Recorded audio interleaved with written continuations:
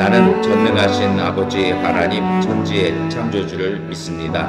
나는 그의 유일하신 아들 우리 주 예수 그리스도를 믿습니다. 그는 성령으로 잉태되어 동정녀 마리아에게서 나시고 본디오 빌라도에게 고난을 받아 십자가에 못 박혀 죽으시고 장사된 지 사흘 만에 죽은 자 가운데서 다시 살아나셨으며 하늘에 오르시어 전능하신 아버지 하나님 우편에 앉아 계시다가 거기로부터 살아있는 자와 죽은 자를 심판하러 오십니다. 나는 성령을 믿으며 거룩한 공교회와 성도의 교제와 죄를 용서받는 것과 몸의 부활과 영생을 믿습니다. 아멘.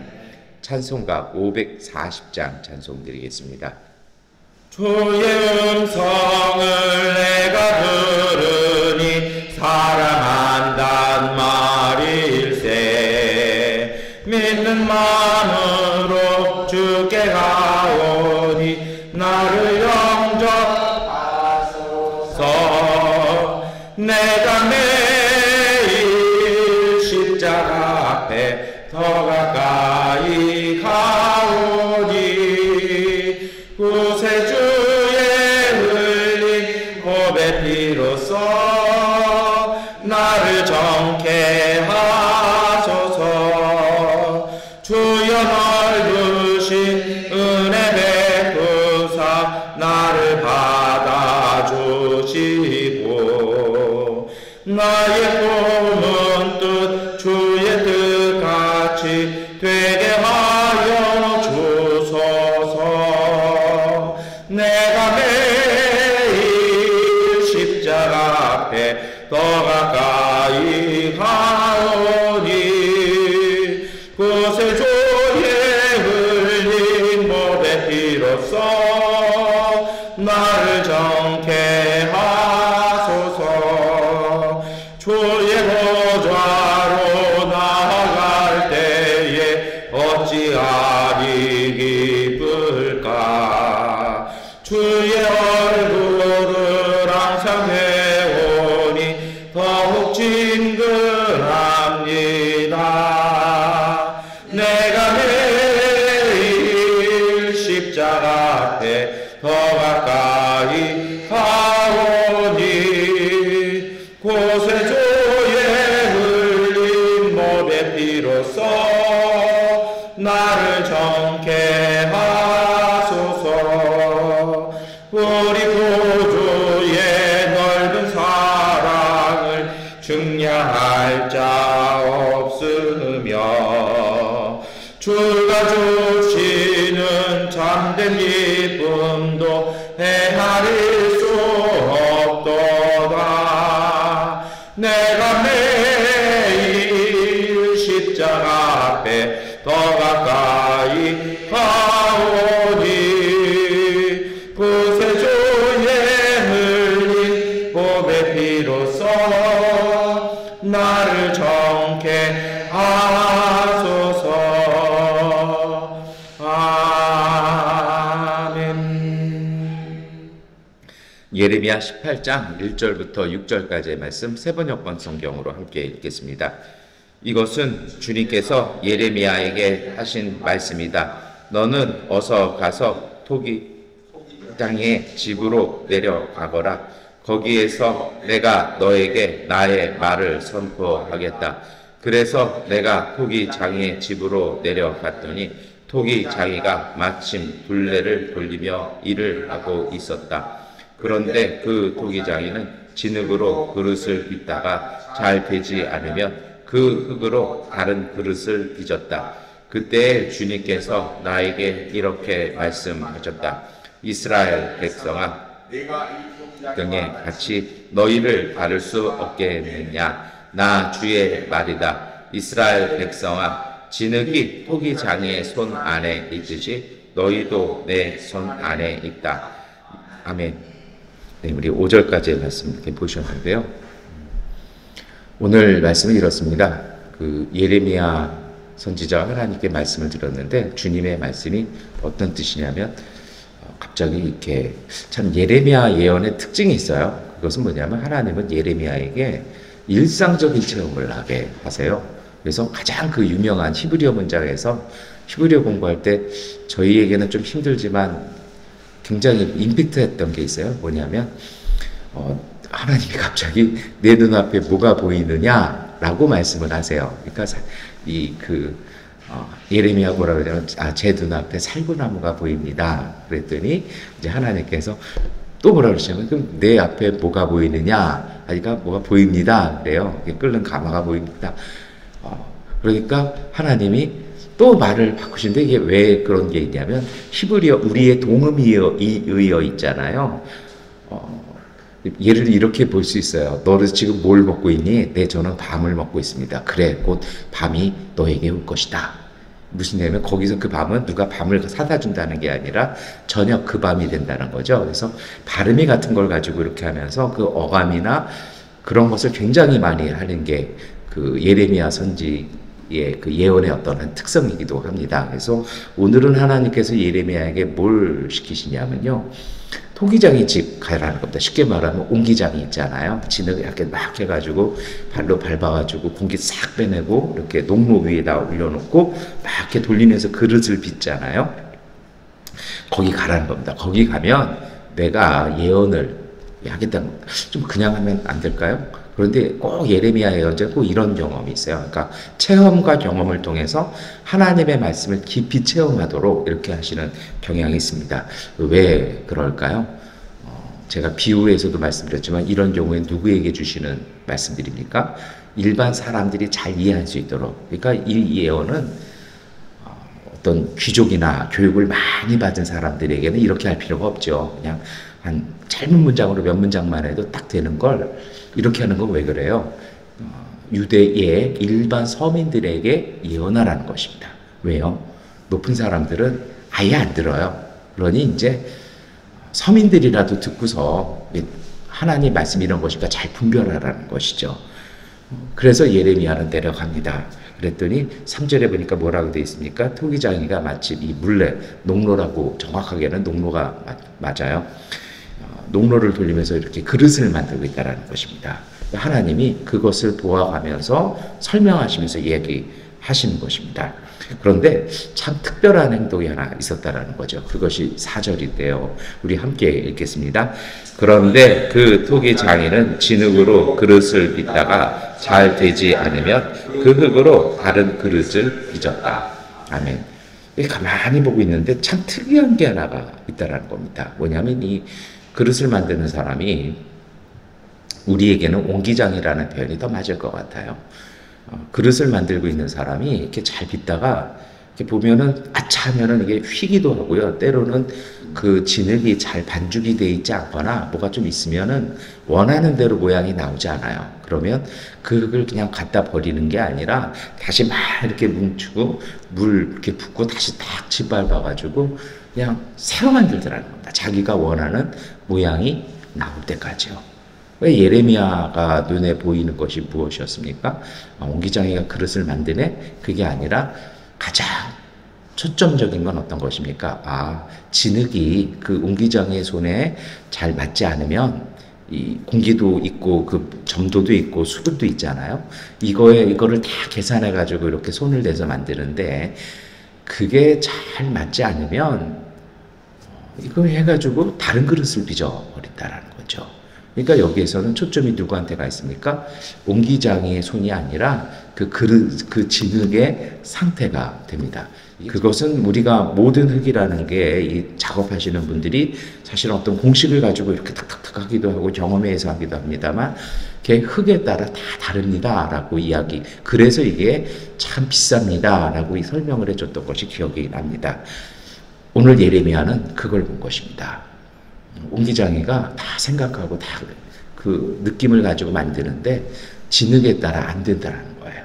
그러니까 이 진흙 그러면 어떻게 될까요? 자기 원하는 그릇, 뭐 높은 그릇 이런 거 잘 안 나오잖아요. 그러면 그런 진흙은 어떻게 할 수밖에 없어요? 잘 모양이 안 나오는 거냐? 막그릇 그냥 간단한 거 이런 거 만들겠죠. 예레미야가 그걸 보고 옹기장이가 저렇게 만들 때 진흙이 그 손에 잘 맞지 않으면 그냥 이렇게 해가지고 새로 만드네? 이걸 딱 봤을 때 하나님이 그때 말씀하시는 겁니다. 우리 5절, 6절 말씀 함께 읽겠습니다. 그때 주님께서 나에게 이렇게 말씀하셨다. 이스라엘 백성아, 내가 이 토기장애와 같이 너희를 다룰 수 없겠느냐? 나 주의 말이다. 이스라엘 백성아, 진흙이 토기장애의 손 안에 있듯이 너희도 내 손 안에 있다. 아멘. 보통 이 말씀 딱 요 6절만 가지고 우리가 읽으면 우리가 어떻게 읽어나갑니까? 우리 찬양도 있잖아요. 나는 진흙이요 주님은 토기장애. 그 찬양도 있잖아요. 그래서 또 그걸 부른 찬양 사역자 이름, 그 그룹 팀 이름도 옹기장이가 그걸 이렇게 불렀는데요. 그 부분만 딱 읽으면 어떻게 읽어나갈 수 있습니까? 하나님이 나를 다 만들어 가시는구나. 그러니 내가 별 염려할 거 없구나. 그냥 하나님께 모든 것을 맡기면 되겠구나. 요렇게만 읽습니다. 그런데 요 부분 때문에 제가 앞에를 일부러 진흙 얘기 이런 얘기를 쭉 말씀을 드렸던 건데요. 여러분 전체 뉘앙스를 보시면 어떠세요? 그냥 하나님이 나를 만드신 나는 그냥 주님의 손에 딱 맡겨서 돌리면 돌리시는 대로 손 대시면 손 대시는 대로 가만히 있으면 되겠구나. 이런 뉘앙스일까요?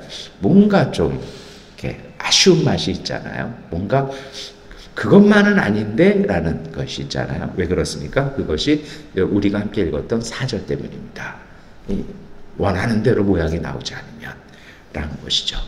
여러분 이것을 가지고 오늘 아침에 우리가 좀 기도했으면 좋겠다는 생각을 합니다. 그 앞에 말씀드렸던 제 찬양 가사에서 우리가 이 본문만 가지고 읽는 것이요. 그것도 틀린 건 아니에요. 그런데 여러분 생각을 해보세요. 첫 번째 생각을 하셔야 될 건 일반적인 것입니다. 진흙을 유용한 그릇으로 만들어가는 것은 하나님의 섭리입니다. 그 섭리가 오늘 우리 안에 있습니다. 우리가 크든 작든 우리가 무엇을 잘하든 못하든 하나님은 오늘 우리를 창조하셨고 하나님의 뜻대로 오늘 우리를 지으셨습니다. 그래서 예레미야 1장에 이 예레미야가 예언자로서의 소명을 받을 때 하나님 뭐라고 말씀하십니까? 내가 너를 모태에 있을 때부터 그렇게 빚었다라는 겁니다. 예언자로서도록요. 그것이 예레미야뿐이 아니라 오늘 우리가 그렇다라는 것입니다. 그 이야기는 오늘 우리를 향한 하나님의 섭리가 있다라는 것입니다. 그렇다면요. 그 말씀을 은혜로 우리가 받아들이 우리의 삶의 자세가 있어야겠죠. 그것이 무엇이겠습니까? 그 하나님의 손길을 받아들일 수 있는 그리고 그 하나님의 손길에 우리를 맡길 수 있는 그 믿음이 있어야 할 것입니다.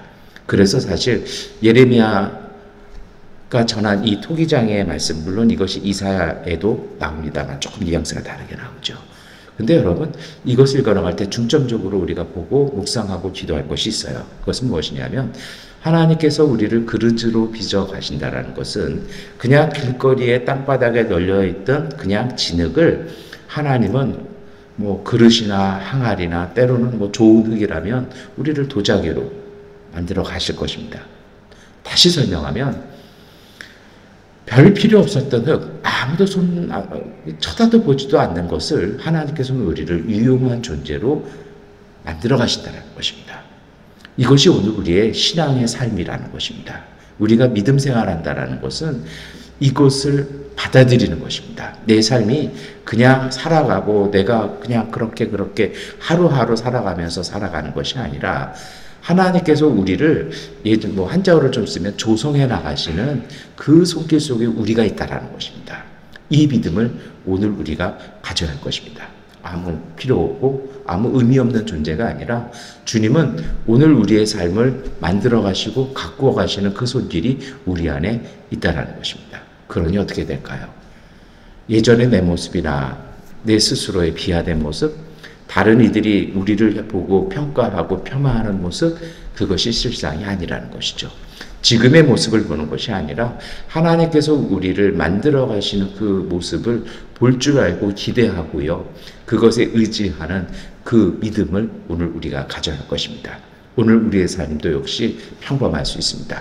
그러나 여러분, 우리가 이 말씀을 읽으면서 기억했으면 좋겠습니다. 오늘 하루도 하나님께서 우리를 다듬어 가시고 진흙과 같은 오늘 우리를 온전하게 쓰임받는 그릇으로 바꿔나가시는 그 손길이 우리를 만드시는 귀한 은총의 날이라고 우리가 감사하며 오늘 하루를 복되게 살았으면 좋겠습니다.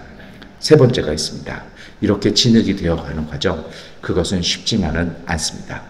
무수한 시간을 물속에 있어야 되고 무수한 시간을 밟혀야 되고 무수한 회전을 그 농로 위에서 돌아가야 되고요. 때로는 가장 큰 완성은 불에도 들어가야 완전히 바뀌는 거죠. 그러기 위해서는요. 그것이 오늘 우리에게는 때로는 어려움으로 느끼고 때로는 시험으로 느낄 때도 있습니다. 그런데요. 여기에서의 그 믿음, 정말 하나님이 나를 만들어 가신다라는 그 믿음을 가지신 분들은 시각과 판단의 기준이 달라지는 것입니다. 몇 주 전부터 제가 그 그리스 예술 작품들이 무게중점을 잘 두면 그게 참 예쁜 모습이라고 말씀을 드렸잖아요. 마치 그런 것 같아요. 어렵고 힘들고 고통스러운 거, 하기 싫은 거에만 초점을 둬서 보면요. 그것만큼 고역스러운 것이 없습니다. 그런데요. 그 안에 그 힘듦과 고됨과 때로는 그 아픔 속에 담겨 있는 하나님의 손길을 보셔야 합니다. 그 불길을 견딘 사람들, 그 무수한 회전을 견뎌낸 사람들, 그런 분들이 진흙에서 온전한 그릇으로 준비되어져 있는 그릇으로 바뀌어져 간다는 것입니다. 이것을 어떻게 견딜까요? 저는 그것이 과정을 보는 것이 아니라 하나님의 뜻을 보는 그 믿음, 그 시각에서 그것을 견뎌낼 수 있는 믿음이 생겨나는 것입니다. 여러분 그렇잖아요. 오늘 우리가 이 과정 마치면 이건 이렇게 된다. 어제도 저도 발전기 지금 전기 그 전선 설비 공사를 다시 다 하고 있는데요. 어제 2시부터 저녁 7시 거의 한 20분까지 전기를 끊어놓고 공사하는데 마음 같아서는 집에 가서 쉬었다 끝났다고 그러면 오고 싶은데 또 그럴 수는 없잖아요. 저쪽에 앉아서 기도하면서 공사 잘 되라고 옆에 있었더니 더 힘들어하는 것 같아가지고 속에서 그냥 물을 한 1.5리터 그 물병을 6통을 마셨는데 화장실도 가고 싶은 생각이 없어요. 땀 얼마나 나는지요. 집에 왔더니 뭐 저희 집사람이 좀 집에서 뭐 해야 할 일이 있다는 것처럼 이렇게 애틋한 모습으로 바라보시는데 그냥 딱 외면하고 그냥 씻고 밥 먹고 그냥 들어가 버렸거든요. 그런데 오늘 하루를 또 그걸 해야 합니다. 비도 안 와요. 오늘 왜 덥게 이럴 때는. 다른 날은 비도 잘 오더구만요. 그런데 그 과정이 아니죠. 이렇게 해서 하루 이틀 하고 나서 전선을 더 안전한 것 좋은 것 써서 해놓으면 그럼 우리 교회가 더 좋아지는 거잖아요. 더 편안해지는 거잖아요. 그러니 하루 이틀 고생하는 거 별 어려운 게 아니죠. 오늘을 보면 곧 될 수 있습니다. 그런데 여러분 하나님께서 우리를 향한 주님의 섭리를 바라보면 모든 것이 기쁘고 감사할 수 있을 것입니다. 마지막으로 여러분 이러한 믿음을 갖기 위한 이러한 삶을 정말 하나님이 우리를 조성해 가시는 그 삶 그것에서 꼭 기억하셔야 될 것이 있습니다. 오늘 이것이 예레미야 예언의 중심이기도 합니다만 하나님은 우리를 향해서 축복의 마음으로 우리를 만들어 가십니다. 정말 소중한 것이 있죠. 진흙이 하나님의 손에 맞아야 합니다. 하나님께서 만지시는 대로 우리가 거기에 부응할 수 있는 준비되음이 있어야 됩니다. 그것이 되지 않으면 하나님께서 우리를 향해서 예비하신 것이 아니라 글쎄요 원래 하나님과의 뜻과는 또 다른 곳으로 가버리는 아쉬움이 거기 있다는 것입니다. 그래서 오늘 이 비유 다음에 하나님은 예언을 주신 다음에요 예레미야에게 하신 말씀이 있습니다. 그것이 예레미야서 18장 12절 말씀인데요. 내가 이렇게 말하면 그들은 이르기를 그럴 필요 없다. 우리는 우리 생각대로 살아가겠다. 우리는 각자 자기 자신의 악한 마음에서 나오는 고집대로 행동하겠다 할 것이다. 이 유대 사람들의 이 예언을 들은 유대 사람들의 생각이고 판단이라는 것입니다. 주님의 뜻과는 무관한 삶 그대로 내 고집대로 내 생각대로 살겠다라는 것이죠. 여러분 오늘 우리도 이럴 수 있어요. 예배 시간에 만든 것이 아니라 내 삶의 일상에서 오늘 우리는 어디다 기준을 두고 있을까요? 그래서 여러분 사실 이런 거 생각하셔야 돼요. 신앙에도 단계가 있습니다. 신앙이 한결같은 건 좋은데 변함이 없는 신앙 이게 좋아요. 그런데 성숙되어 가지 못하는 신앙은 문제가 있습니다. 제가 자주 말씀드리잖아요. 하나님의 목적은 구원뿐만이 아닙니다. 구원은 문에 불과합니다. 그렇잖아요. 우리 한국 대학의 문제가 있죠. 12년 동안 학교 다니면서 목표는 대학 입학이었어요. 그러니까 대학 딱 들어와서는 도무지 공부를 안 해요. 뭐 알바하느냐고 그럴 수도 있습니다. 그러고 나니까 대학을 졸업해도 사회에 나가도 그 대학에서 뭘 좀 공부를 했어야죠. 안 되는 거거든요. 시험은 봐요. 토익 점수는 잘 나와요. 근데 영어 인터뷰하면 영어 한마디도 못하는 게 한국 대학생들이거든요. 왜냐하면 시험만 익숙해져서요. 시험이 목적 알고 있죠. 구원도 신학도 마찬가지입니다. 구원 이후에 우리가 봐야 할 것이 있습니다. 그것은 무엇이냐면 하나님과의 사귐입니다. 사실 이게 하나님 나라의 본질이거든요. 그러면 이런 하나님과의 사귐 앞에서 정말 필요한 것이 있습니다. 그것은 무엇이냐면 첫 번째로 사귐이 가능하려면 하나님의 생각과 내 생각이 다르다라는 것을 인정해야 그 문을 열어나갈 수 있습니다. 왜요? 우리는 하나님의 생각과 내 생각이 다르다라는 것은요, 뭘 얘기하는 겁니까? 그분의 생각이 다르니 나는 그분의 마음과 그분의 뜻과 생각을 내가 들었고 깨달아야겠다라는 그 욕구가요, 거기서 나와요. 사실 그렇잖아요. 권태기라는 게 그런 거잖아요. 뭐 배우자가 어떤 생각하는지, 어떤 마음을 품는지 아예 생각 안 하잖아요. 내가 좋으면 그냥 갑시다. 이거 먹읍시다. 이거 그만합시다. 그냥 내 생각이 그냥 뭐 내 배우자도 내 남편도 내 부인도 그냥 맨날 그랬으니까 사람이 언제나 똑같지는 않잖아요. 맨날 그렇게 해서도 어쩌다가는 또 다를 수 있잖아요. 그러면 사귐이라는 것은요, 그걸 느끼는 거예요. 상대방이 뭘 생각하는지, 지금 뭘 하고 싶은지, 어떻게 뭘 느끼고 있는지. 사귐이라는 것은 그것을 느끼고 내가 물어가는 과정이거든요. 그리고 거기에 답하는 과정입니다. 신앙생활도 마찬가지입니다. 우리를 빚어가시는 하나님의 손길은 하나님과 우리와의 사귐입니다.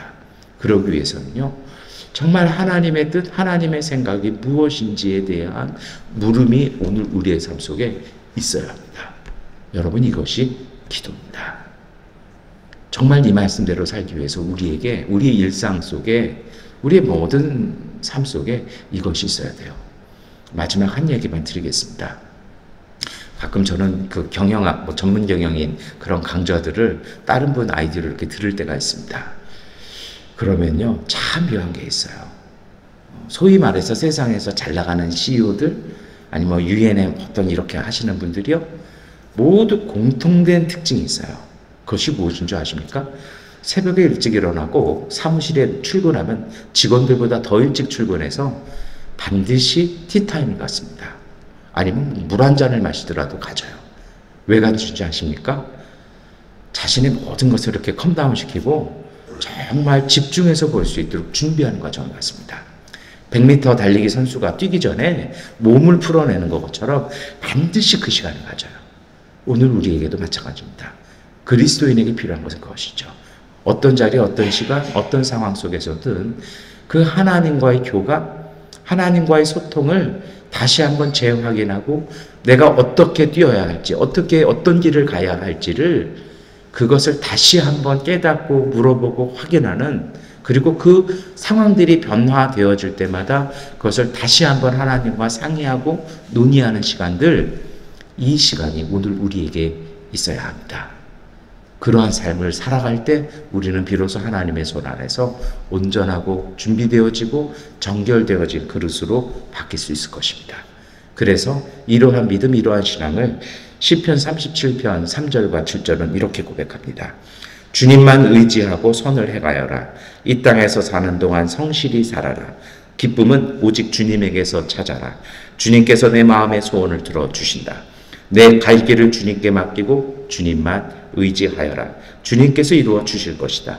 너의 의를 빛과 같이 너의 공의를 한날의 햇살처럼 빛나게 하실 것이다. 잠잠히 주님을 바라고 주님만을 애타게 찾아라. 가는 길이 언제나 평탄하다고 자랑하는 자들과 악한 계획도 언제나 이룰 수 있다는 자들 때문에 마음 상해하지 말아라. 여러분, 오늘 하루도 하나님이 우리를 빚어가시는 복된 하루입니다. 하나님의 손길을 느끼고 찾고 그 속에서 기뻐하시면서 하나님의 그 은혜에 맞추어 우리도 행복과 기쁨을 가지고 오늘 우리의 삶을 복된 삶으로 만들어 가시는 복된 하루 되시기를 축원합니다. 기도하겠습니다. 전능하신 아버지 하나님, 오늘 우리 속에 하나님을 향한 갈망을 주옵소서. 하나님의 뜻을 묻게 하시고 주님의 움직임, 주님의 은총과 함께 조화롭게 일하며 생각하며 판단할 수 있는 하나님의 사람들 되게 하여 주시옵소서. 하나님과의 사귐을 통해 주님의 뜻을 깨달아 우리에게 주시는 그 길 가게 하시고 그 길 한가운데서 하나님께서 우리를 위하여 친히 베풀어 주시는 놀라운 은총을 체험하는 복된 믿음의 가족들 되게 하여 주시옵소서. 하나님, 육체의 아픔과 질병들 치료하여 주시고 예수 그리스도의 보혈의 피로 말미암아 깨끗하게 온전하게 치료하여 주셔서 보혜사 성령께서 주시는 그 강건함으로 새 힘, 새 능력, 새 육체 건강 누릴 수 있는 복된 가족들 되게 하여 주시옵소서. 오늘 하루도 일이 막히고 힘들 때마다 정말 만나와 메추라기 같이 내려주시는 주님의 은총과 홍해를 갈라주시는 하나님께서 내려주시는 복된 세계를 통해 믿음의 은총 누리는 믿음의 가족들, 그 손길들 되게 하여 주옵소서. 예수 그리스도의 이름으로 기도드립니다. 아멘. 하나님께 기도하는 시간 갖겠습니다.